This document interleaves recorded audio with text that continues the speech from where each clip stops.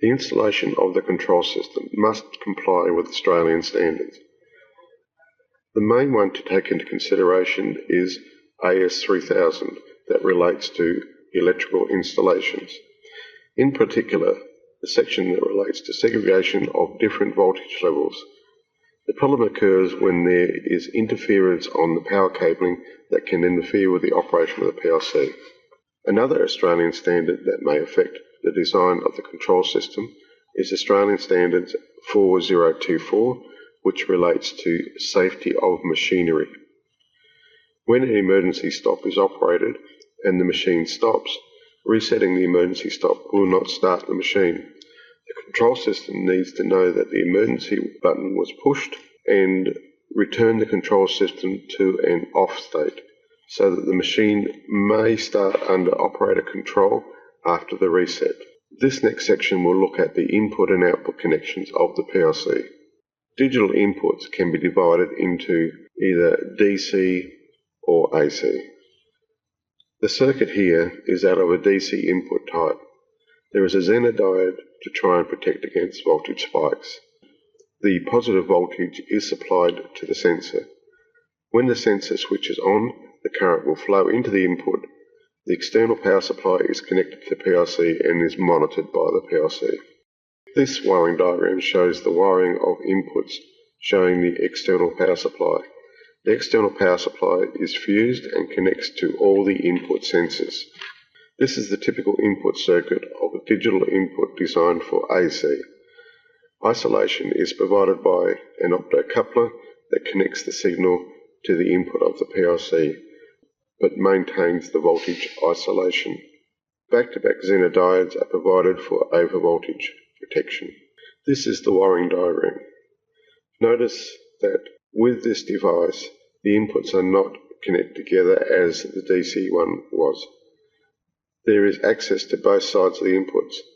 The live is connected to the sensor via a fuse. Now we can look at the digital outputs. This first type consists of a transistor switch in the output circuit.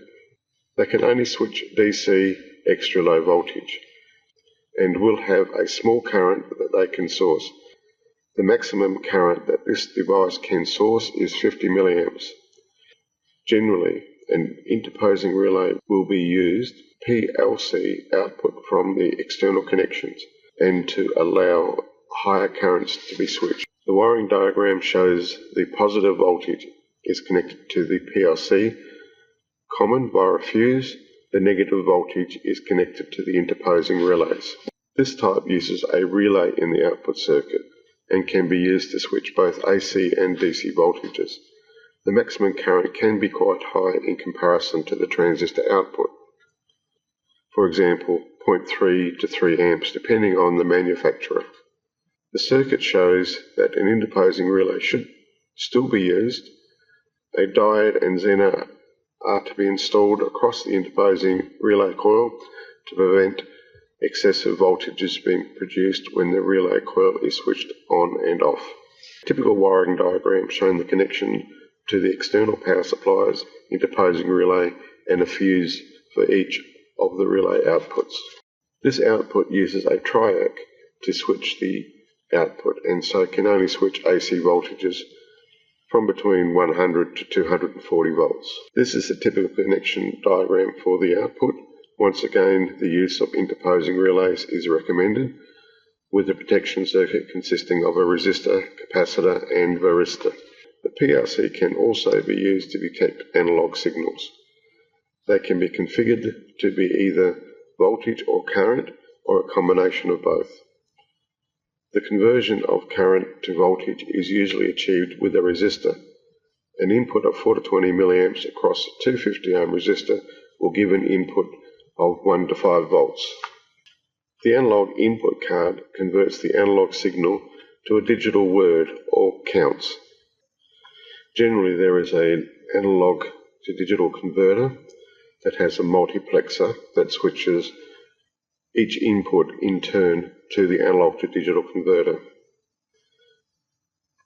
The circuitry is fast enough that the same A to D converter can be used to convert 4 inputs by switching from one input to the next by using the multiplexer. Input 0 is connected as a voltage input, and so the sensor is connected across terminals 1 and 2. Input 1 is connected for current input. Internally, there is a 250 ohm resistor connected across the terminals 8 and 9. Terminals 7 and 9 are connected together, so the PLC will have a current flowing through the resistor and creates a voltage for the PLC analog input. The analog output card changes the digital words in the PLC to analog voltage or current signals. This particular card can be programmed to be either voltage or current output. Some budget PLCs may not give the option to have a current output, but will only provide a voltage output. The output 0 is wired for voltage output, and the output 1 is programmed for current output. The wiring rules state that low voltage need to be isolated from communications cable with a barrier of some kind. However, this does not take into account that communications cables can be affected by low voltage cables. Physical isolation may not be enough. It depends on how sensitive the signals are. This table is trying to classify cabling into 3 types of sensitivity, indicating how they would be affected by the interference. Data cabling would be considered as highly sensitive.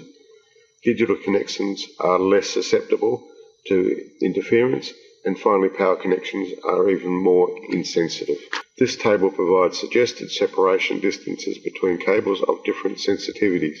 For example, data cables mounted in metal conduit should be at least 300 millimeters from power cables mounted in metal conduit. The ability of data cables to be immune from interference can be enhanced by improving the design. This is an example of a communications cable. The cable has a shield and the pairs have been tightly twisted together. If an AC signal is passing through a cable, then there is a varying magnetic field produced. This will induce a voltage into adjacent cables. The further away the cables, the less the voltage that is produced. By twisting the pairs together, the signal induced into each section is reversed in polarity, so that the induced signals cancel out the interference. Another way that interference is transferred is via capacitive coupling. If you have 2 conductors separated by an insulator, then a capacitor is formed. The capacitor acts as a resistance to AC signals. The further apart the cables are, the less coupling. The other way to reduce the interference is to use a shield. The shield forms the second plate of the capacitor and is earthed. The pickup passes to ground along the shield. The digital signals need to be converted to signals that can be transmitted along the cable. With frequency shift keying, the conversion of logic 1 and logic 0 is to 2 different frequencies. The logic 1 is the higher frequency and the logic 0 is the lower frequency.